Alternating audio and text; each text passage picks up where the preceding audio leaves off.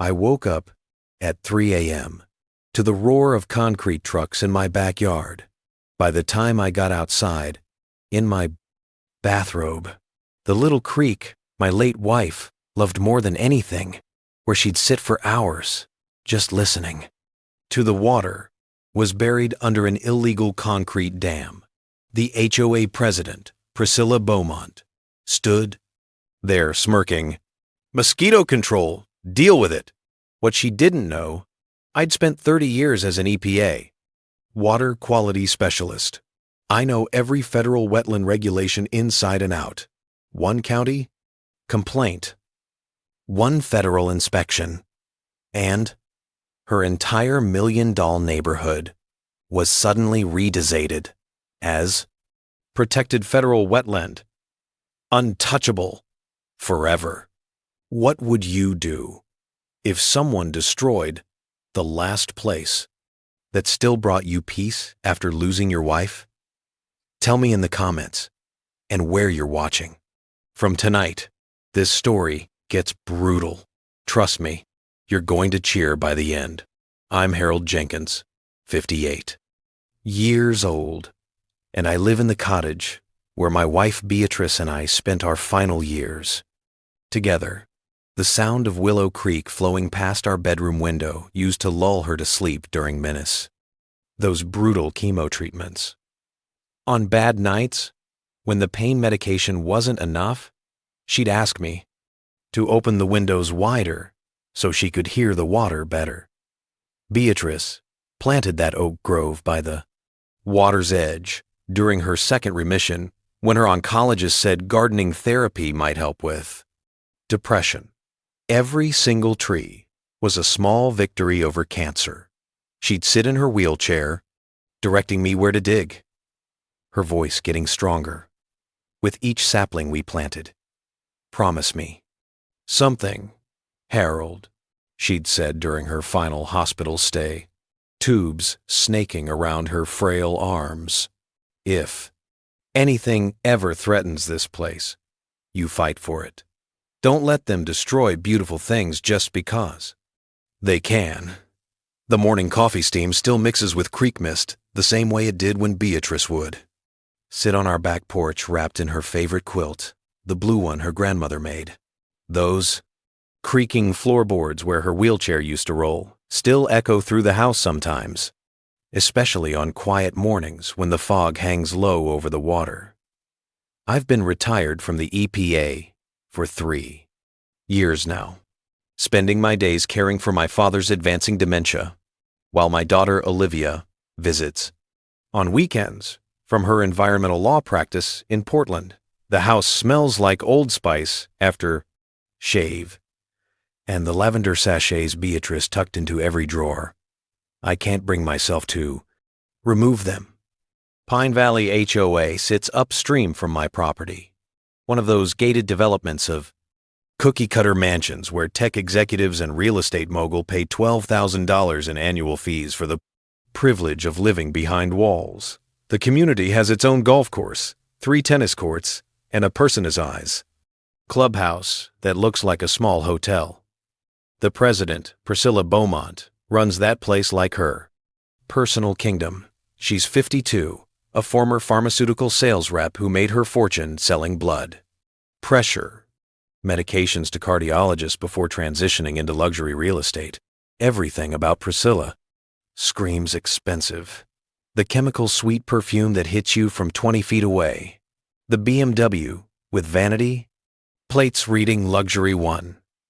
The voice that could cut glass when she's giving orders. Right now, she's trying to sell her own $890,000 mansion.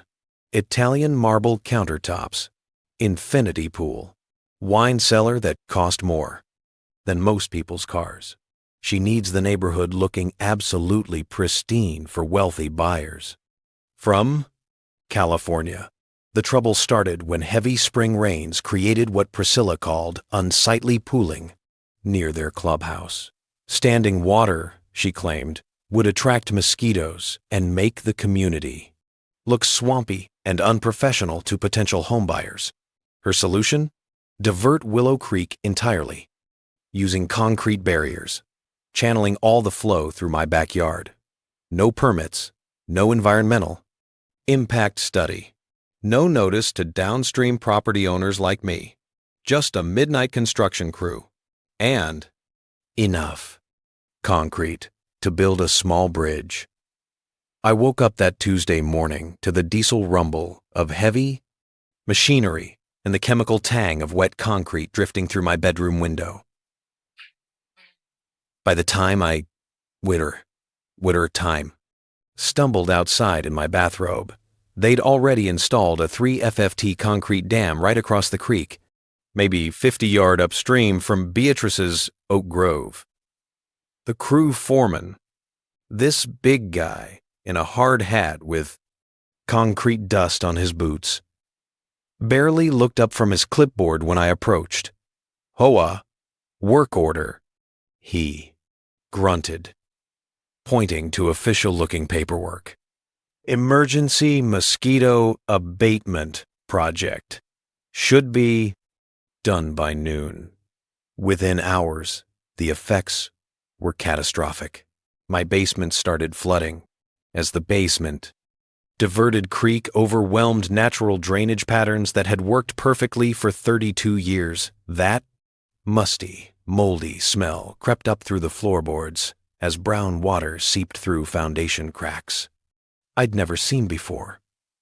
Worse, the massive water diversion was drowning Beatrice's oak grove. Those trees she'd planted with her own hands during cancer remission. Each one a symbol of hope and healing. I called Priscilla. Immediately, my hands shaking with rage as I dialed her number.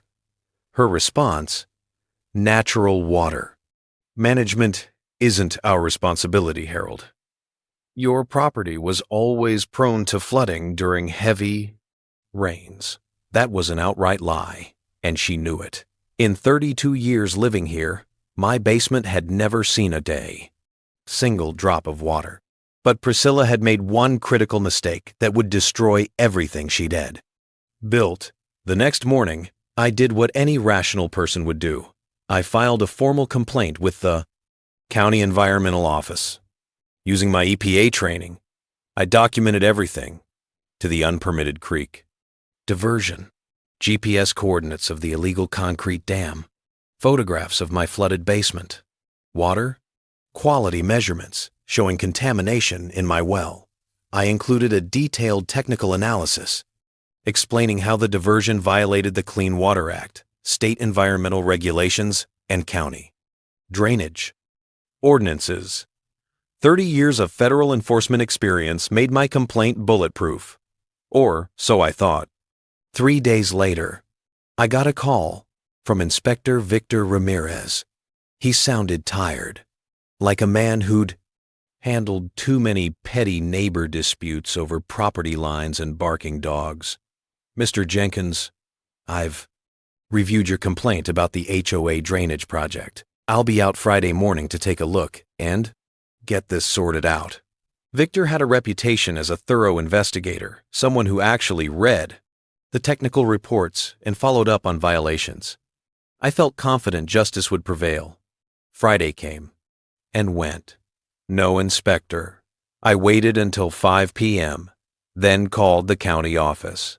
The secretary, a woman, who sounded like she'd answered 10,000 similar calls, put me on hold for 15 minutes before returning, with news that made my blood boil.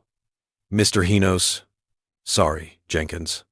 Inspector Ramirez completed his site visit yesterday afternoon. No violations found. Case closed. That was impossible. The concrete dam was right there, visible from space if you knew where to look. I'd provided exact coordinates, detailed photographs, water flow measurements that clearly showed illegal diversion. Ma'am, the inspector never visited my property, I said carefully. According to his report, he conducted a thorough investigation from multiple vantage points. No evidence of environmental damage or unpermitted construction. Multiple vantage points from where? The International Space Station. I drove over to the HOA clubhouse, my pickup truck rumbling past manicured lawns that probably cost more to maintain than most people's annual salaries. I found Priscilla in the rose garden behind the clubhouse, wearing gardening gloves that had obviously never touched actual dirt, watering her prize-winning roses with a silver watering can. "Heard you had some trouble with your complaint," she said without looking up, her voice carrying that fake sympathy. Pharmaceutical reps, perfect in sales training. The store inspector never showed up at my property, I replied, trying to keep my tone civil. She turned and smiled. The kind of smile that never reaches your eyes, but works great in corporate boardrooms. Maybe. He saw everything he needed to see from the clubhouse parking lot. These county people are very efficient. Something in her tone set off every alarm bell I'd developed in 30 years of federal investigations. I'd heard that same confidence before from corporate executives who thought they'd bought their way out of environmental violations. Back in my EPA days, we called it regulatory arrogance syndrome. The belief that money could make federal laws disappear. That afternoon, I called Inspector Ramirez directly, bypassing the county office entirely. "Victor, I need to understand how you conducted a site inspection of my property without actually visiting my property." There was a long pause filled with the kind of silence that speaks volumes. When he finally cleared his throat, his voice had changed. Less professional, more defensive. "Look, Harold, sometimes these neighbor disputes, they work themselves out. If you give them time, maybe focus on working with your HOA instead of against them." The way he said, "Work with your HOA," triggered every instinct I developed in 3 decades of federal enforcement. This wasn't bureaucratic inefficiency or oversight. This was corruption. I knew from EPA training that environmental inspectors were required by federal law to visit all affected properties before making determinations. They couldn't declare no violations based on observations from a parking lot 200 yards away. Victor's suggestion to work with the HOA violated standard investigation protocols and suggested he'd been influenced by outside pressure. So, I decided to test my theory using techniques I'd learned investigating corporate environmental crimes. The following Tuesday, I parked my pickup across from the Pine Valley Clubhouse at 10:45 a.m., right when I knew Priscilla usually arrived too. Micromanaged the landscaping crew. I brought binoculars, a telephoto camera, and the patient's eye. Developed during decades of surveillance work. Sure enough, her white BMW with the vanity plates pulled into the clubhouse parking lot at 11:15 sharp. She stepped out wearing another expensive business suit, carrying a briefcase that probably cost more than my monthly Social Security check. What I witnessed next confirmed my worst suspicions about small-town corruption. Priscilla walked directly to Victor Ramirez, who was standing beside his official county inspection vehicle like he was waiting for her. She handed him a white envelope thick enough to contain cash, small enough to be discreet. The whole exchange lasted maybe 30 seconds, but it was textbook bribery. I had them on camera, but I needed audio evidence to make federal corruption charges stick. So, I did something that would either solve my problem or get me arrested. I started recording every conversation with county officials. Wednesday morning, I called Victor Ramirez again, this time with my phone set to record. "Victor, I've been thinking about our conversation regarding my environmental complaint. The flooding damage to my property is getting worse, and I'd really appreciate a proper site inspection. Harold, like I told you, sometimes these neighbor situations work themselves out if you give them time. Maybe try talking to your HOA about reasonable accommodations." Accommodations for what, Victor? Environmental crimes. There was a long pause.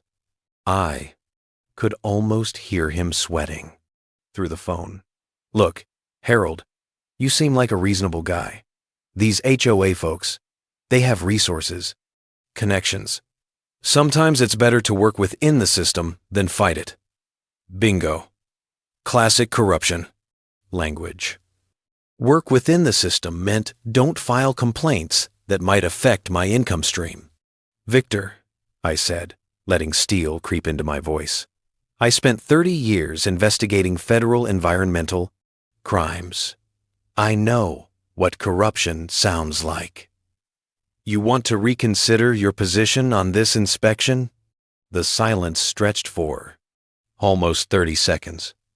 When he finally spoke, his voice had lost all its casual confidence. What exactly are you implying, Harold? I'm implying that I have photographs of you accepting cash payments from Priscilla Beaumont. I'm implying that your inspection was purchased for whatever she put in that white envelope. And I'm implying that you have about 24 hours to schedule a legitimate inspection before I forward my evidence to the State Ethics Board and the FBI. Victor's breathing became audible. You recorded our meetings? Victor, I'm a retired federal investigator. Of course, I recorded our matter in federal investigator meetings. Question is, do you want to fix this quietly, or do you want to explain your new income sources to federal agents? Friday morning brought exactly the response I'd hoped for. Victor called to schedule what he carefully termed a comprehensive environmental assessment of both my property and the HOA's concrete installation. He also mentioned that he'd be bringing a state environmental specialist as a consulting observer. But word travels fast in small communities, especially when money and corruption are involved. By the weekend, Priscilla had obviously figured out that her bribery scheme was collapsing, and she was desperate to control the damage. Sunday evening, my neighbor Susan Fletcher called with a warning that made my blood run cold. Harold, I'm getting strange phone calls about you.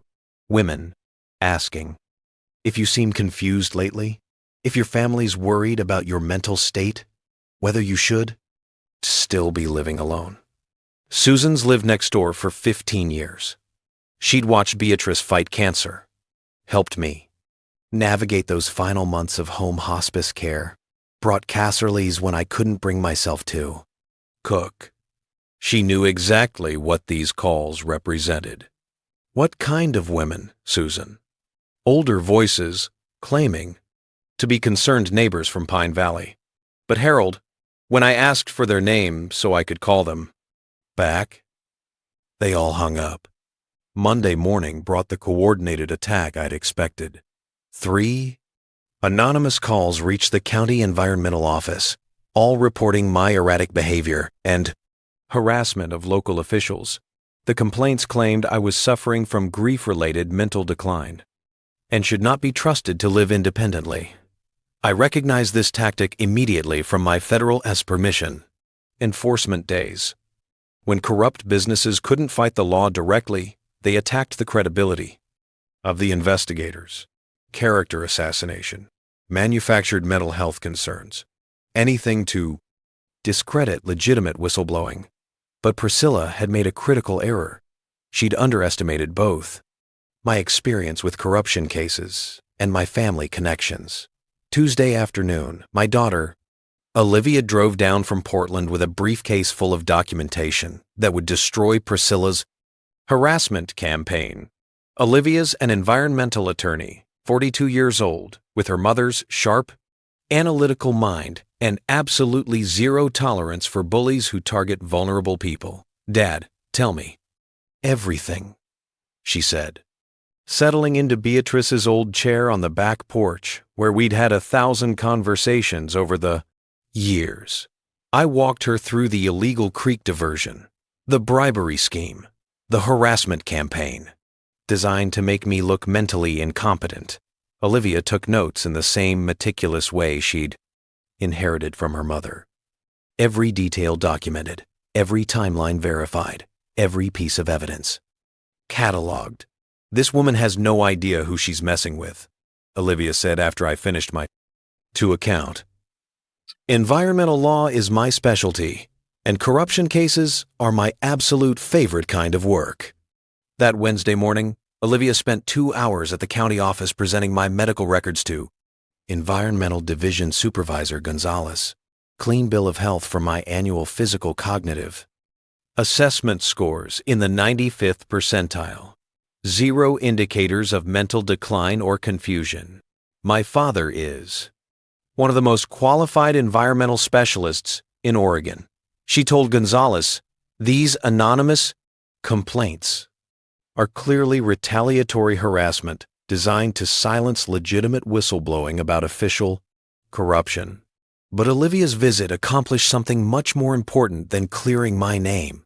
As a specialist in environmental law, she immediately recognized the federal implications of what Priscilla had done.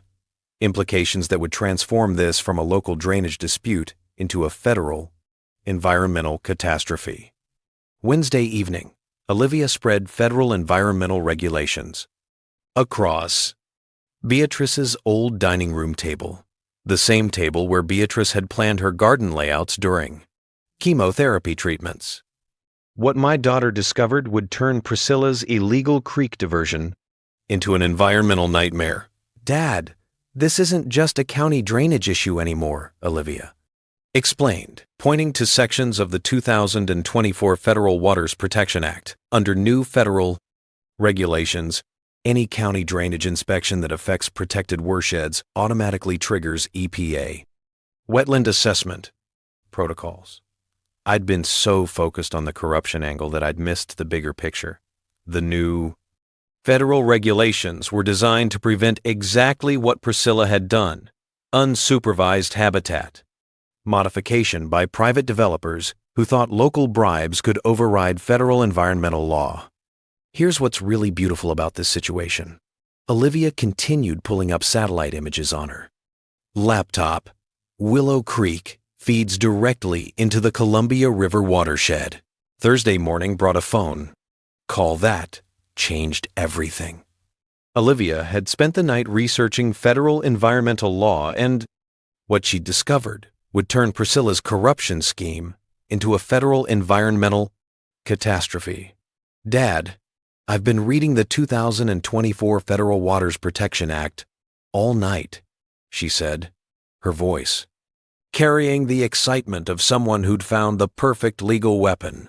This new law isn't just about wetland assessment. It's about automatic habitat designation. She explained how the regulatory framework had been completely restructured.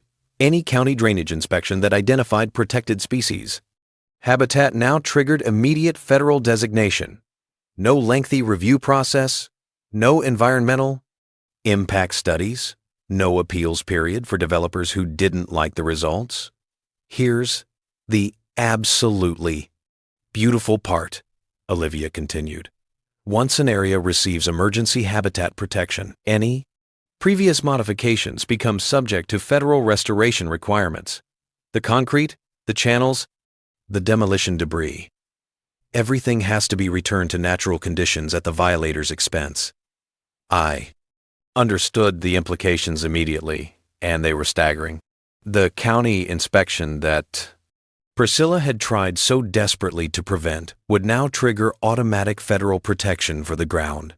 Entire affected WED, not just my property, not just the immediate creek area, the entire Pine Valley neighborhood could fall under habitat preservation restrictions.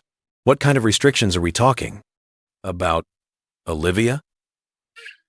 Complete development freeze for any area within the designated habitat zone. No. Modifications to existing structures without federal environmental permits. No landscaping changes. No. Pool installations. No exterior renovations. No irrigation systems. Nothing that could affect water flow or species habitat. The poetic justice was absolutely perfect. Priscilla's illegal creek diversion had accidentally created, protected habitat. Her corruption scheme had enhanced that habitat through water flow modifications.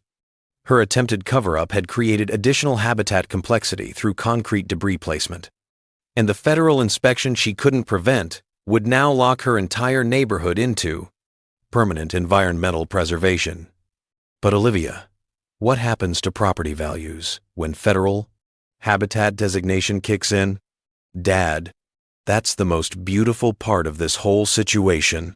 Federal habitat designation typically reduces property values by 60 to 70% because buyers can't modify anything without federal permits that cost tens of thousands of dollars and take years to obtain.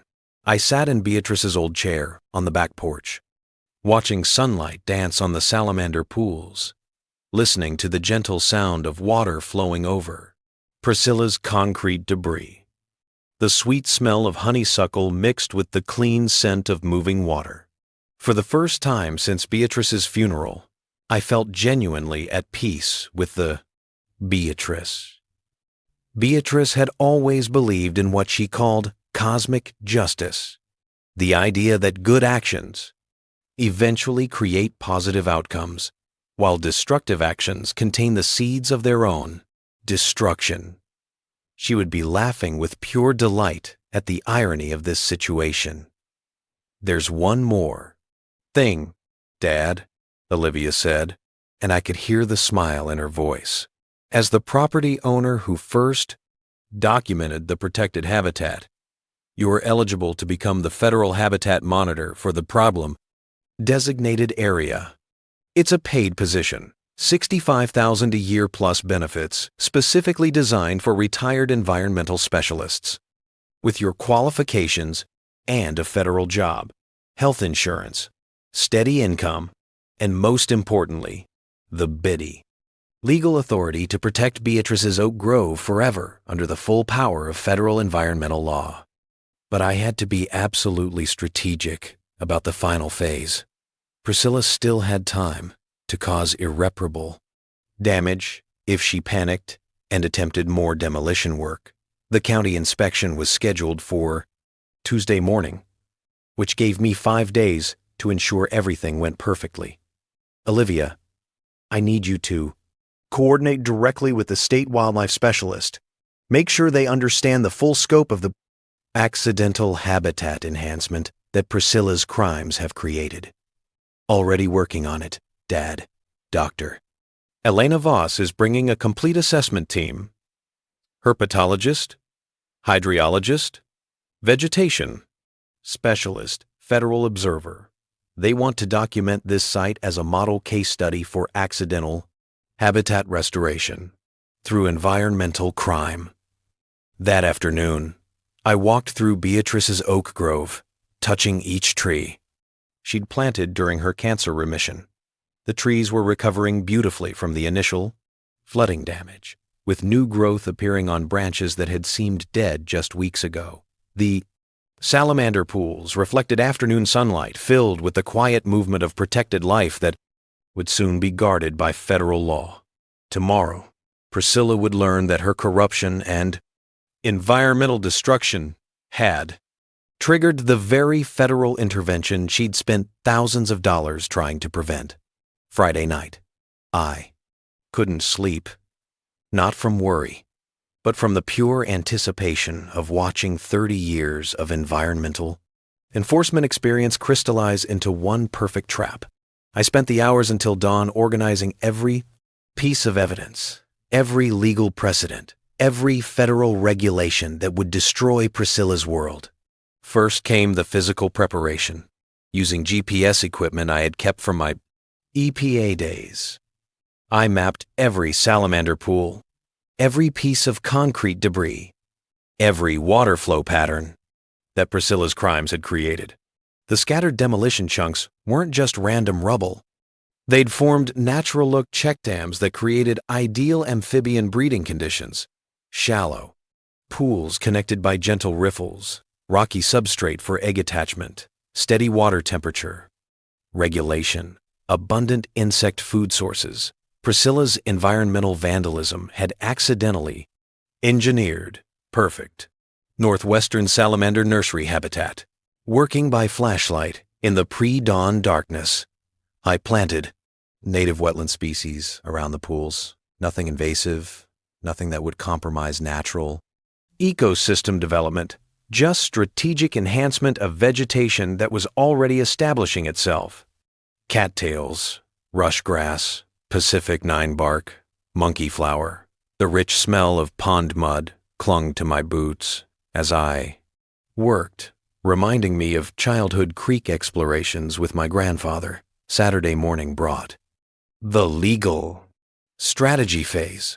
Olivia arrived with 2 briefcases full of federal environmental documentation, habitat, protection protocols, species assessment criteria, enforcement procedures, case law precedents. We spread everything across Beatrice's dining room table, creating a command center for environmental warfare. Here's the timeline, Dad, Olivia explained, consulting federal regulatory schedules, county. Inspector Victor Ramirez arrives Tuesday at 9 a.m., accompanied by State Environmental Specialist Simon Park. If they confirm protected breeding habitat, which they absolutely will, federal designation becomes automatic and irreversible by noon that same day. And then what happens? Emergency protection status kicks in. Immediately. No modifications permitted anywhere in the designated area. Restoration requirements. Begin within 30 days.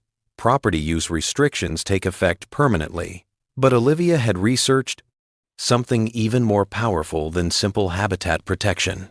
Dad, the 2024 Waters Protection Act includes a special provision for habitat enhancement monitoring positions. If you accept the federal monitor appointment, you'll have law enforcement authority over the entire designated area. Law enforcement authority, the power to issue federal citations for habitat violations.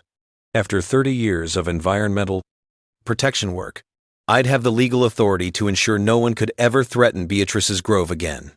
Sunday afternoon brought the financial calculations that would devastate Pine Valley's wealthy residents.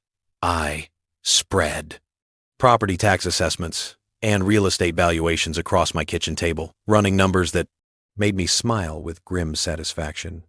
Current Pine Valley property values, $43 million total for all. Neighborhood homes, post-designation conservation values, approximately $15 million, total property. Value destruction from Priscilla's environmental crimes, $28 million. More specifically, Priscilla's $890,000. Mansion would become worth maybe $200,000 as conservation-restricted property. Her wealthy neighbors would lose similar percentages. Tech executives discovering their million-dollar investments had become 4 million environmental preservation sites. But the financial devastation extended beyond property values. The HOA's $12,000 annual maintenance fees would become federally illegal. Habitat preservation prohibits all non-essential human activities within designated areas. No landscaping. Crews, no pool maintenance, no irrigation systems, no exterior modifications of any kind. Monday morning, I met with Dr. Elena Voss and her federal assessment team at the county environmental office. The lead scientist was genuinely excited about documenting what she called exceptional accidental habitat creation through environmental crime remediation. Mr. Jenkins, Dr. Voss explained, consulting species protection databases. This site represents the most significant northwestern salamander population recovery we've recorded in the Columbia River watershed in over 2 decades. We'll be recommending federal designation as a model conservation success story. The technical explanation was elegant in its simplicity. When you illegally divert a natural creek, you sometimes accidentally create superior habitat conditions compared to what nature provided originally. Translation: Priscilla's environmental crime had become an environmental miracle. Monday evening brought the final coordination phase. Olivia had arranged for environmental advocacy groups to conduct coincidental wildlife surveys during the official inspection. 3 wildlife photographers, 2 graduate students from Portland State University, and a freelance journalist specializing in conservation success stories, all perfectly legal, all beautifully timed to document federal habitat designation as it happened. At 8 p.m., I called Richard Conway to explain Tuesday's timeline. Richard, by Wednesday morning, your foundation repair becomes the HOA's legal responsibility under federal habitat restoration requirements. They'll have to fix everything. Their environmental crimes damaged. And the property value situation, your property taxes will drop from $8,000 a year under a 000 due to conservation easement status. Plus, the federal government covers all restoration costs. Richard was quiet for a moment, absorbing the implications. Harold, you've managed to turn environmental disaster into financial blessing. Tuesday morning at 6 a.m., I walked through Beatrice's Oak Grove one final time before the inspection that would change everything. The trees stood strong and healthy, recovered from flood damage, protected forever by what would soon become federal environmental law, the salamander. Pools reflected sunrise, colors filled with protected life that represented Beatrice's deepest values: conservation, healing, hope for future generations. In 3 hours, Priscilla would learn that corruption and environmental destruction had consequences she'd never imagined.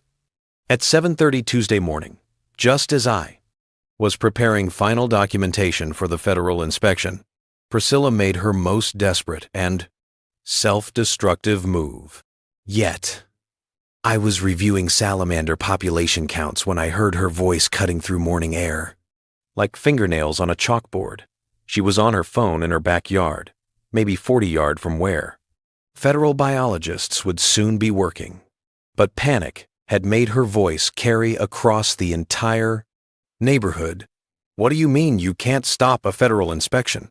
I paid you to handle county problems. She was obviously screaming at someone in county government, probably poor Victor Ramirez, who was about to have the worst day of his professional career. No, absolutely not. Cancel it immediately. Do you understand what this could do to property values? I watched through my kitchen window as Priscilla paced her back deck, gesturing wildly with her free hand. She'd obviously spent the night researching federal environmental law and finally understood the catastrophic implications of what she'd triggered. $10,000 cash. Just make the inspection go away. At 8:15, I watched Priscilla march across her back lawn toward the county vehicle that had just parked near the creek access point. She was wearing what I call her corporate intimidation outfit. Dark Powers suit, serious heels, briefcase that probably cost more than my monthly Social Security. Check.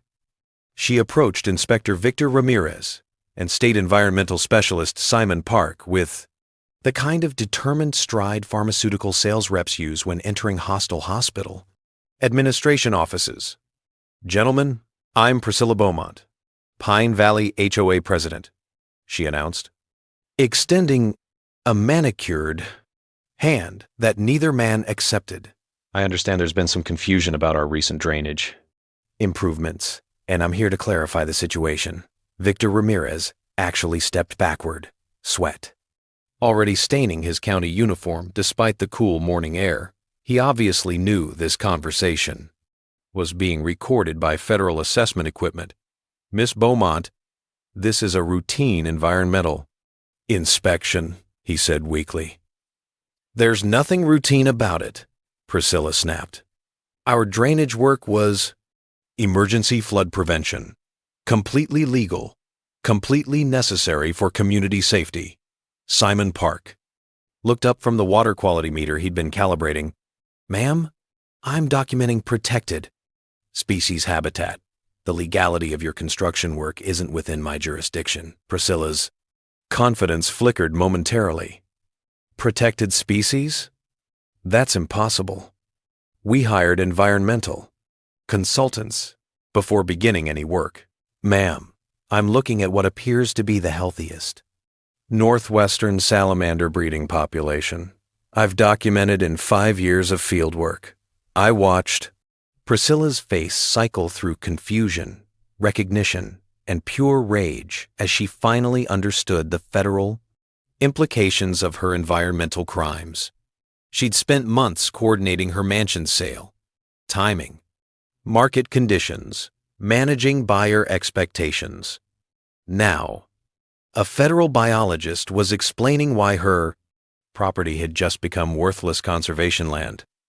"This is absolutely ridiculous," she said, her voice rising to near hysteria. "Some grieving old man files a complaint, and suddenly we have endangered species in our neighborhood." That's when Priscilla committed the federal crime that would destroy her completely. She pulled out her phone and made a call while standing directly in front of federal environmental assessment equipment that was recording everything for official documentation purposes. "Jim, it's Priscilla Beaumont. I need you to cancel that federal inspection. Happening right now on Pine Valley property." She paused, listening to whoever Jim was, then continued with words that would soon be presented as evidence in federal court. $10,000 cash. Same arrangement we discussed for the county situation. Just make these federal people go away before they ruin everything. Simon Park stopped all pretense of working and stared at Priscilla with the kind of horror federal employees reserve for witnessing crimes against their agencies.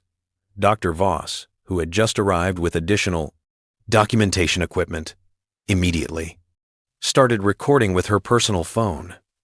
"Miss Beaumont," Simon said very carefully, "are you attempting to influence a federal environmental assessment by offering financial compensation to federal employees?" Priscilla realized her catastrophic mistake about 3 seconds too late. The pharmaceutical sales training that had served her so well in corporate environments had just led her to commit federal bribery charges in front of witnesses. We're just concerned about protecting property values for hard-working homeowners." "Ma'am," Dr. Voss interrupted, holding up her recording phone, "you just attempted to bribe federal environmental scientists conducting protected species assessment. This conversation is being documented for the FBI Environmental Crimes Unit. The words FBI and environmental crime seemed to penetrate Priscilla's panic like ice water. She stared at Dr. Voss's phone, finally understanding that her corruption strategies had created federal criminal evidence. "I think I need to call my attorney," she said, her voice suddenly small and shaky. "That's an excellent idea," Simon Park replied. "You'll also want to contact FBI Special Agent Sophia Reyes in Portland. She specializes in environmental crime prosecutions." As Priscilla stumbled back toward her mansion, Victor Ramirez approached me with the defeated expression of a man whose career had just ended. "Harold, I'm resigning from county service today, filing my corruption report with the district attorney this afternoon." By Wednesday morning, Priscilla was in complete panic mode. The federal habitat designation was now public record, posted on environmental databases that real estate agents check religiously. She had exactly 48 hours before her mansion closing was supposed to finalize. $890,000 about to evaporate into worthless conservation property. I learned about her final desperate GetBuy.com scheme from my neighbor Richard Conway, who'd been monitoring HOA communications through his wife's position on the Architectural Review Committee. "Harold, She called an emergency board meeting for 6 a.m. Thursday, Richard told me. Wednesday evening. According to Linda, Priscilla is claiming the federal environmental situation is temporary and completely appealable. She's telling her buyers that habitat designation can be overturned through proper legal channels. That was technically possible, but practically impossible. Under current federal law, Northwestern salamander habitat designations based on established breeding populations are almost never reversed, especially when the habitat enhancement resulted from illegal environmental modifications. But Priscilla was obviously counting on her buyers not understanding the complexities of federal environmental law. The purchase contract was scheduled to close Friday afternoon, just barely ahead of the federal enforcement timeline that would make the sale impossible. Olivia and I spent Wednesday night researching Oregon real estate disclosure requirements, building a legal case that would destroy Priscilla's fraudulent sale attempt. Dad, if she closes this sale without disclosing the federal investigation and habitat restrictions, she's committing federal wire fraud, in addition to all the environmental crimes.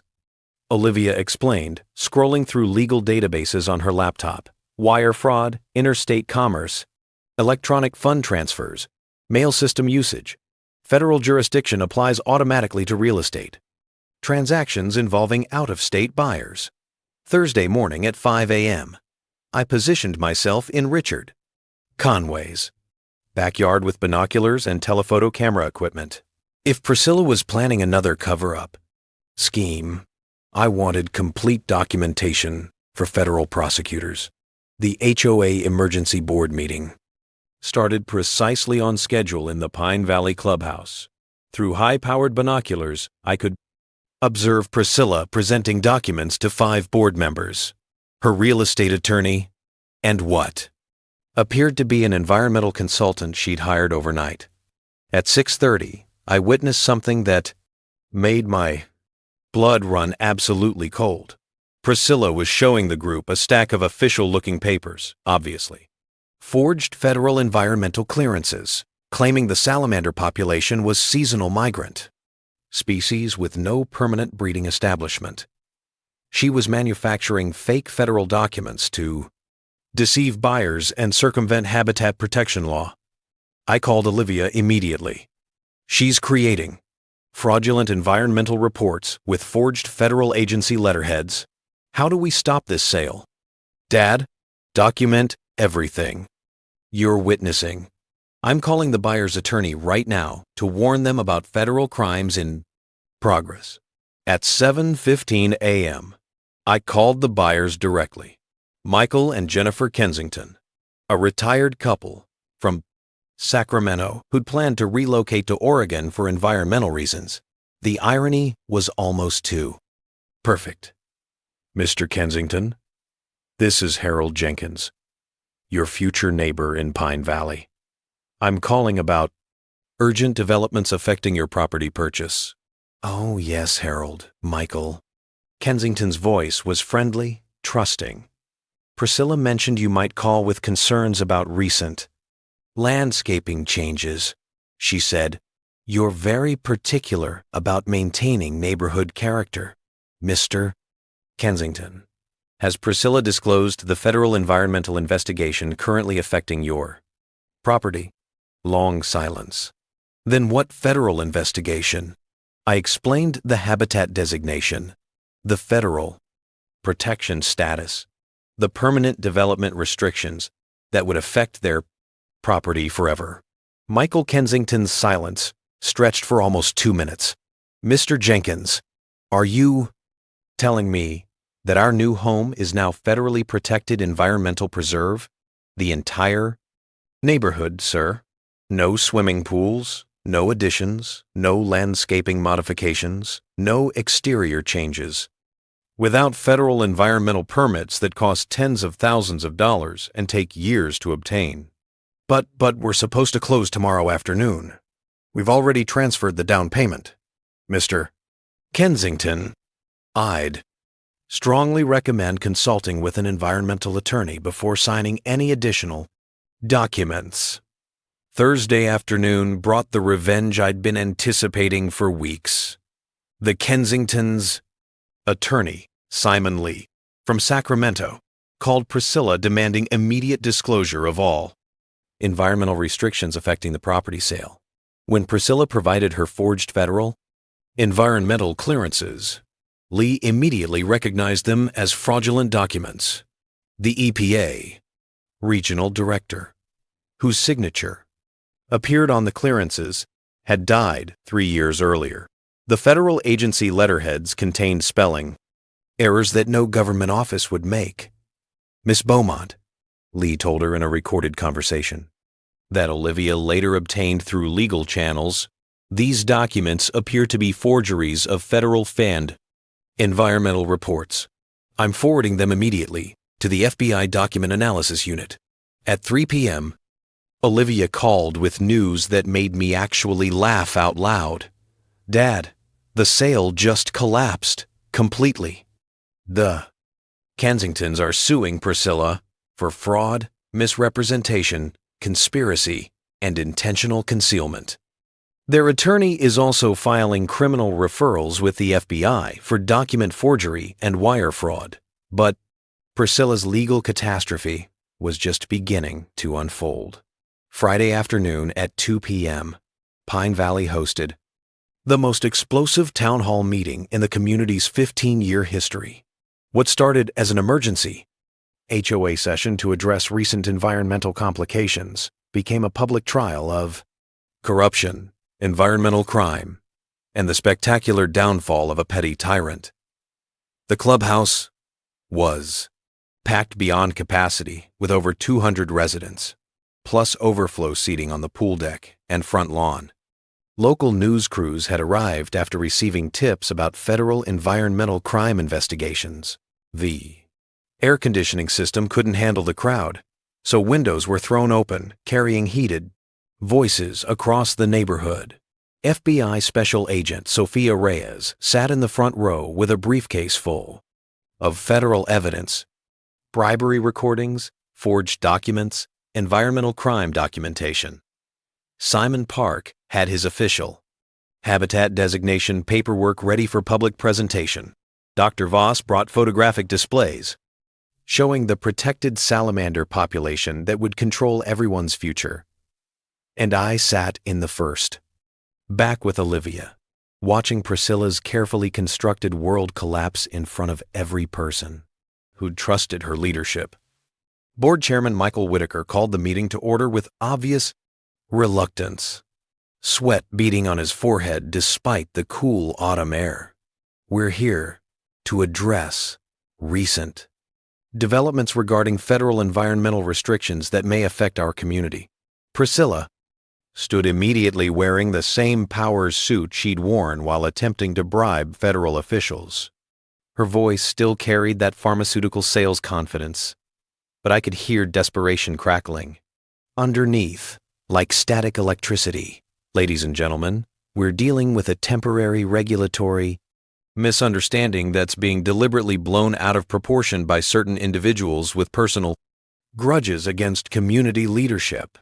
She gestured vaguely in my direction without making eye contact. Federal environmental designations can be appealed through proper legal channels, especially when they're based on biased reporting from disgruntled neighbors who lack professional environmental expertise. Agent Reyes stood up slowly, her federal credentials glinting under fluorescent lights. Ma'am, I'm special. Agent Sophia Reyes, FBI Environmental Crimes Unit. There is no appeal process for habitat designation. Based on documented protected species breeding activity, the clubhouse went dead silent, except for the hum of failing air conditioning. Priscilla's face flushed bright red as she realized federal law enforcement was about to contradict everything she'd promised her neighbors. Furthermore, Agent Reyes continued, consulting her notes. This investigation has expanded far beyond environmental violations. We're currently investigating charges of official corruption, wire fraud, document forgery, and conspiracy to obstruct federal environmental enforcement. Resident Alan Decker, a tech executive who'd paid cash for his $1 million home, raised his hand with visible anxiety. Agent Reyes, what exactly does federal habitat designation mean for our property values? Simon Park answered with scientific precision. Federal habitat designation typically reduces affected property values by 60 to 70%. Property taxes will decrease proportionally, and residents receive federal conservation tax benefits. The room erupted. Thanks for watching, and see that 1 in 10 you tell you see. Like a volcano, 200 voices shouting, questions, demands, accusations, threats of lawsuits. I caught fragments of panicked conversations. Priscilla promised this was temporary. My pool renovation. Permits are worthless now. How much are our homes actually worth? Can we sue the HOA for fraud? Susan Decker, Richard Conway's wife, stood on her chair to address the crowd. Everyone needs to understand something important. Priscilla knew about this federal investigation when she scheduled her mansion sale. Closing. She's been deliberately lying to every single one of us. That's completely untrue, Priscilla shouted back, her professional composure finally cracking. I was protecting this community from environmental extremists who want to destroy property rights. That's when I stood up. The room gradually quieted as residents turned to look at me. Harold Jenkins, the quiet widower they'd seen tending Beatrice's garden for 15 years, the man whose environmental complaint had triggered this catastrophe. Priscilla, I said, my voice carrying clearly across the packed clubhouse. You destroyed my wife's memorial grove with an illegal creek diversion conducted without permits or environmental review. You bribed county officials to cover up Clean Water Act violations. You forged federal environmental documents to deceive homebuyers. I paused, making sure every person in that room understood the stakes. But here's what you never understood about federal environmental law. Sometimes criminal environmental destruction accidentally creates something more valuable than what you destroyed. Simon Park held up his official habitat assessment photographs. The illegal creek diversion inadvertently created the healthiest northwestern salamander breeding habitat documented in the Columbia River watershed in over 20 years. Your corruption, I continued, looking directly at Priscilla, triggered federal environmental protection that will preserve this ecosystem forever. Your greed and environmental crimes transformed a luxury neighborhood into a conservation success story that will be studied by environmental scientists for decades.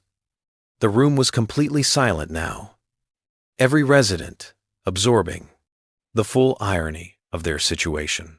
Priscilla, you asked me what I intended to do about your environmental crimes.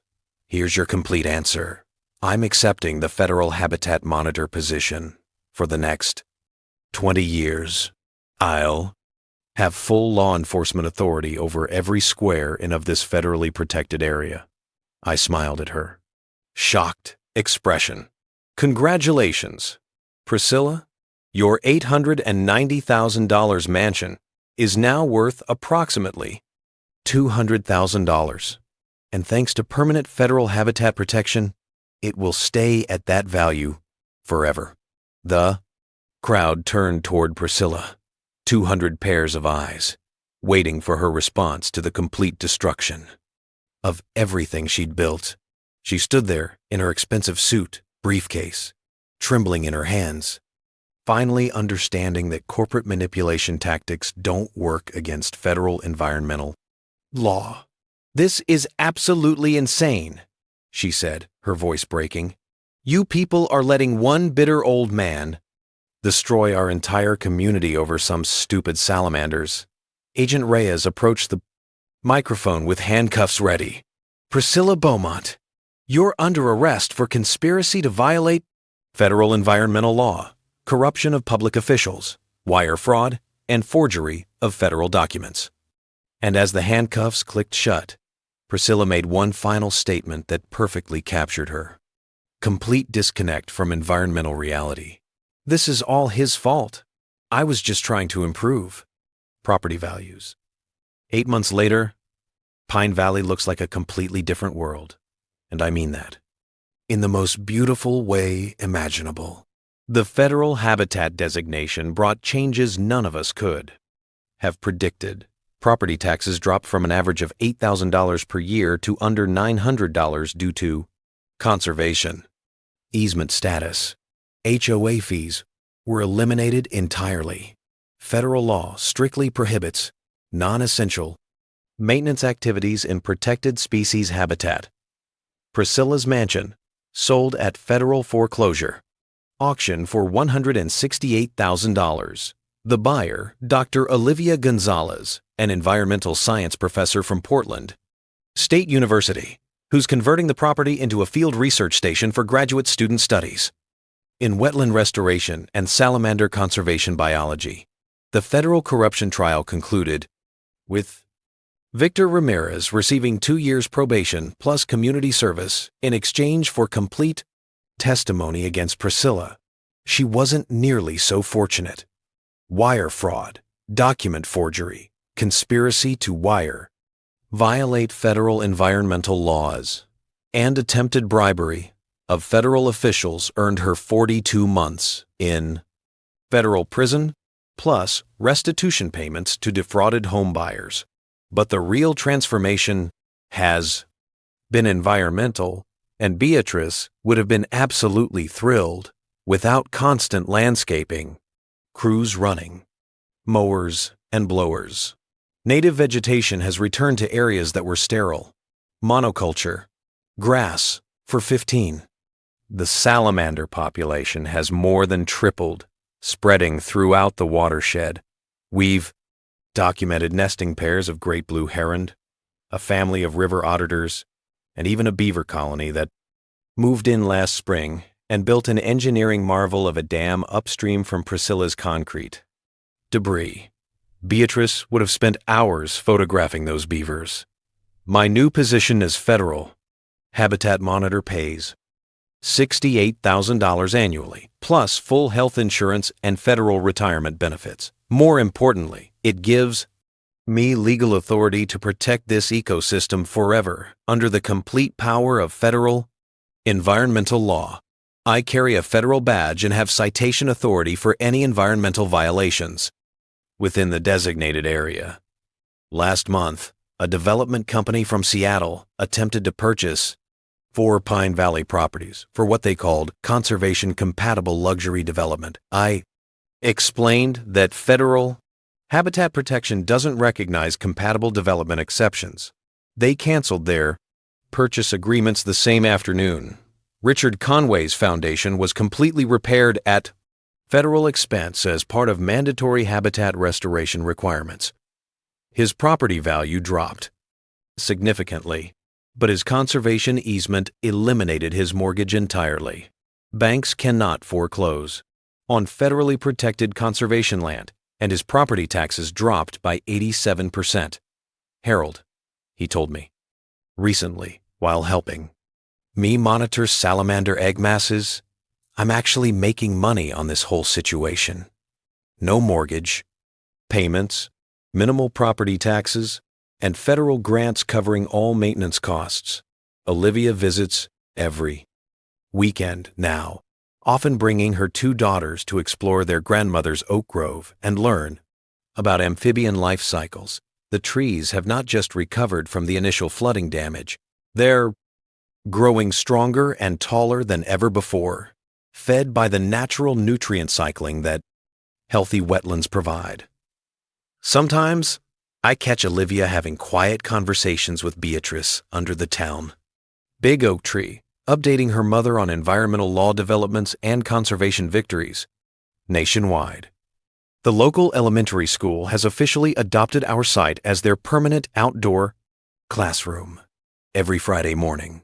35 fourth graders arrive with magnifying glasses, field notebooks, and infectious enthusiasm for discovering salamander larvae and native plant identification. Dr. Voss leads the educational programming, turning Priscilla's environmental crimes into hands-on conservation. Success stories for the next generation. We've established the Beatrice Jenkins Environmental Education Fund, providing scholarships for students pursuing careers in environmental protection and restoration. The fund receives donations from conservation organizations across the country who've heard our story through environmental education networks.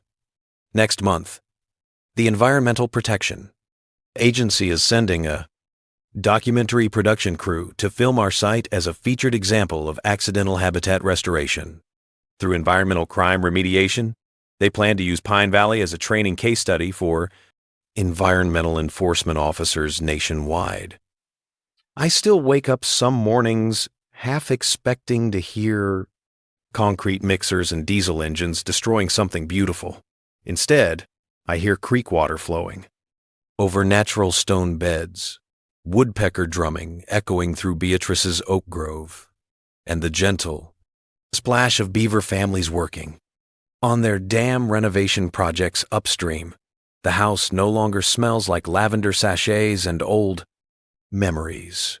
It smells like fresh coffee, clean creek air, and the wild roses that have colonized what used to be Priscilla's prize-winning garden.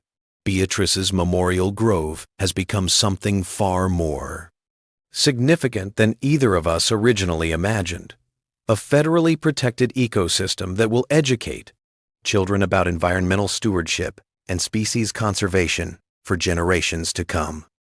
Sometimes, when I'm updating daily habitat monitoring reports in the evening, I find myself talking to Beatrice's old chair about wildlife.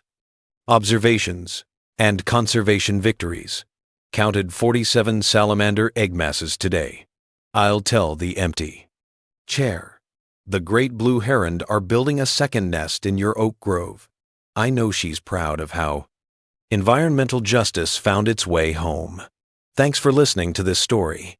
If you've got HOA, nightmares, or environmental justice stories of your own, drop them in the comments below. I genuinely love hearing how ordinary people fight back against corruption and environmental destruction. And don't forget to subscribe for more stories about underdogs who refuse to let petty tyrants destroy what matters. Sometimes, the good guys really do win, especially when federal environmental law gets involved. Environmental law gets involved is greater than. Thanks for hanging out with us on HOA Stories, where the HOA Karens meet their match. If this story had you cheering or cringing, go ahead and like the video, drop a comment with your reaction, and hit subscribe so you're ready for the next wild HOA tale.